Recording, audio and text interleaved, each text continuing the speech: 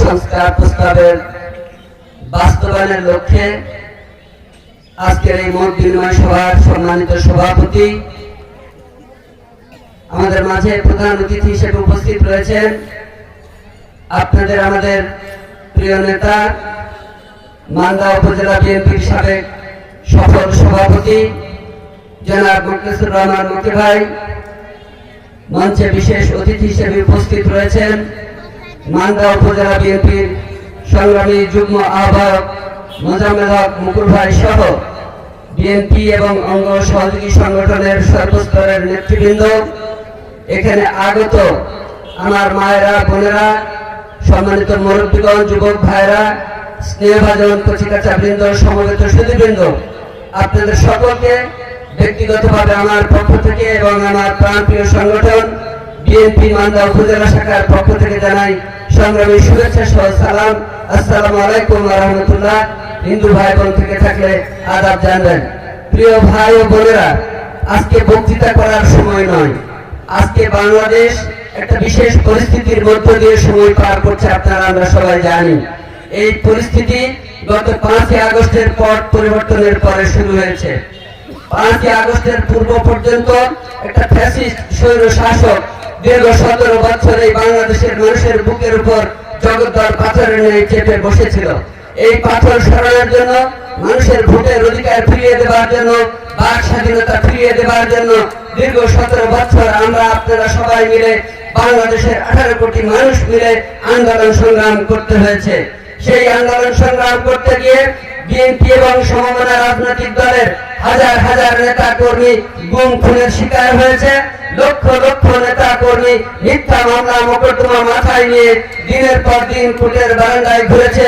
হাজারো নেতা কর্মী জেলখানায় আবদ্ধ থেকে সময় পার করতে হয়েছে। আমাদের বহু নেতা তার বাড়িতে তার মা অথবা বাবা অথবা ভাই মৃত্যুবরণ করেছে, কিন্তু জেলখানা থেকে বের হয়ে এসে তার মায়ের মাটি দিতে পারে নাই, পিতার কবরে এক টুকরো মাটি দিতে পারে নাই, ভাইয়ের জন্য কাঁদতে পারে নাই। এমনি পরিস্থিতির মধ্য দিয়ে দুঃসহ সময় পার করতে হয়েছে বাংলাদেশের সাধারণ মানুষকে। ভাইয়ের আমার, এই অবস্থা থেকে উত্তরণের জন্য এক পর্যায়ে গত জুলাই আগস্টে ছাত্র জনতা যে ব্যাপক আন্দোলন শুরু করেছিল, সেই আন্দোলনে বাংলাদেশের আবার বৃদ্ধ বনিতা সর্বস্তরের মানুষ সেদিন অংশগ্রহণ করেছিল এবং সেই আন্দোলনের মুখে শেখ হাসিনা পদত্যাগ করে দেশ ছেড়ে পালিয়ে যেতে বাধ্য হয়েছিল। এই ইতিহাস আপনারা ইতিমধ্যে মুখস্থ করে ফেলেছেন। আমার বক্তব্য একটু অন্য জায়গায় হচ্ছে এই শেখ হাসিনা পালিয়ে গিয়ে কিন্তু ক্ষান্ত হননি।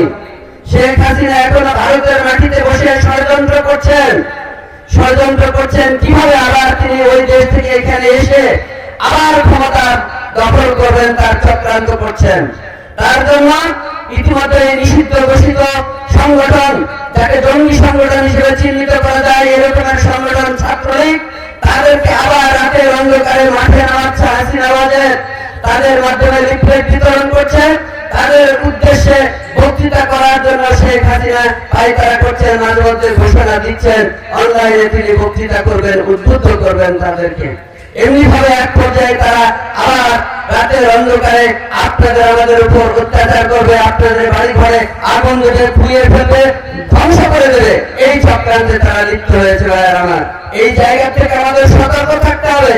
তার জন্য যেটা সবচাইতে জরুরি বিষয়, সেইটা হচ্ছে যে ভোটের অধিকারের জন্য 17 বছর আমরা লড়াই করেছি, এই ভোট দেওয়ার অধিকার আমাদের দ্রুত ফিরিয়ে আনতে হবে। আজকে অন্তর্বর্তীকালীন সরকার ক্ষমতায় আসার পরে ওনারা বলেছিলেন এই রাষ্ট্র ব্যবস্থায় কিছু সংস্কার করতে হবে, পরিবর্তন করতে হবে। হাসিনা যে খারাপ কাজগুলো করে গেছে, যে খারাপ খারাপ আইন তৈরি করে গেছে, এগুলো পরিবর্তন করতে হবে। দেশের মানুষ এই বক্তৃতাকে স্বাগত জানিয়েছিল, অভ্যর্থনা জানিয়েছিল যে ঠিক আছে, সংস্কার করতে হবে।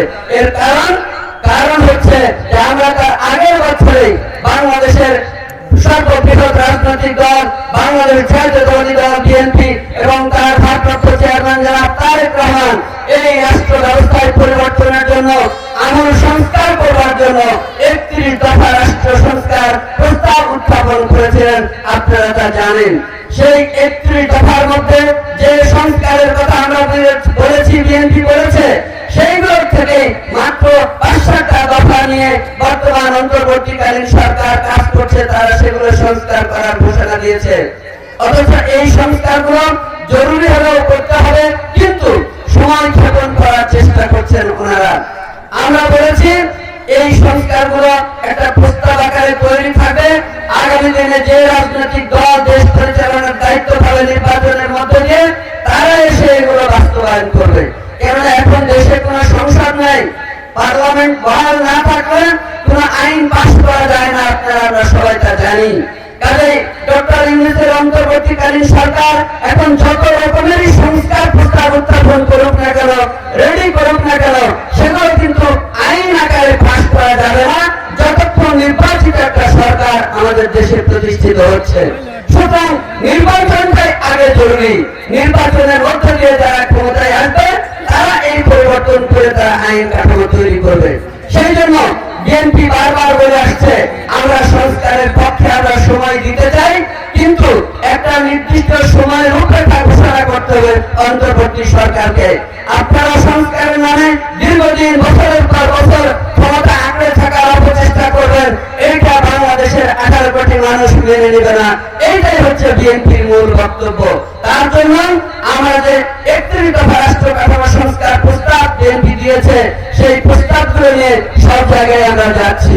বিএনপির নেতা কর্মীরা লিফলেট আকারে সেগুলো বিলি করছে জনগণের মাঝে সচেতনতা তৈরি করবার জন্য। জনমত তৈরি হলে আগামী দিনে বিএনপি এই সংস্কার প্রস্তাবগুলো বাস্তবায়ন করবে। এইটাই হচ্ছে আজকের আমাদের এইখানে মত বিনিময় সভার মূল প্রতিপাদ্য বিষয়। ভাইয়েরা মায়েরা আমার, তাই আপনাদেরকে আহ্বান জানাতে চাই, এই ষড়যন্ত্র বাংলাদেশে এখন দুই রকমের হচ্ছে। এই ষড়যন্ত্র আমাদের মোকাবেলা করতে হবে। এক, শেখ হাসিনা যত রকমের অপচেষ্টা করুক না কেন, যত রকমের ষড়যন্ত্র করুক না কেন, সেই ষড়যন্ত্র সেই অপচেষ্টা ছাত্র জনতা অতীতে যেভাবে রুখে দিয়েছে, আগামী দিনে ইনশাআল্লাহ এই বাংলাদেশের আপামর জনসাধারণ রুখে দেবে। শেখ হাসিনা সেই দুঃস্বপ্ন আর বাস্তবায়ন হবে না বাংলার মাটিতে, ইনশাআল্লাহ। এই কথা আমরা ব্যক্তির ভাষায় বলতে চাই। আর অন্তর্বর্তীকালীন সরকার যদি কোনো ষড়যন্ত্র করে দীর্ঘমেয়াদী ক্ষমতায় থাকার জন্য, তার বিরুদ্ধে আমাদের আবার মাঠে নামতে হতে পারে। ভোটের অধিকার প্রতিষ্ঠার জন্য আরেকবার যুদ্ধ করতে হতে পারে। শুধু ছাত্রদের উপর নির্ভর করে থাকলে চলবে না। এইবারে ভোটের অধিকার প্রতিষ্ঠার জন্য গণ আন্দোলন তৈরি করতে হবে, আবার একটা গণঅভ্যুত্থানের পরিবেশ তৈরি করতে হবে। তার জন্য আপনারা এখন থেকেই প্রস্তুতি গ্রহণ করবেন ভাইয়েরা আমার। সেই প্রস্তুতি নেওয়ার জন্যই আমরা বিভিন্ন ইউনিয়নে গিয়ে এই রকমের মত বিনিময় সভা করছি। জনগণের স্বতঃস্ফূর্ত সাড়া রয়েছে তাতে। সেই কারণে আমরা আশাবাদী যে অচিরেই বাংলাদেশে আবার গণতন্ত্র প্রতিষ্ঠিত হবে। যে গণতন্ত্র একবার ফিরিয়ে দিয়েছিলেন শহীদ রাষ্ট্রপতি জিয়াউর রহমান, সেই মুজিবুর রহমানের বাদশাহ বিলুপ্ত করে দিয়ে বহুদলীয় গণতন্ত্র প্রবর্তন করেছিলেন সে এই শহীদ রাষ্ট্রপতি জিয়াউর রহমান।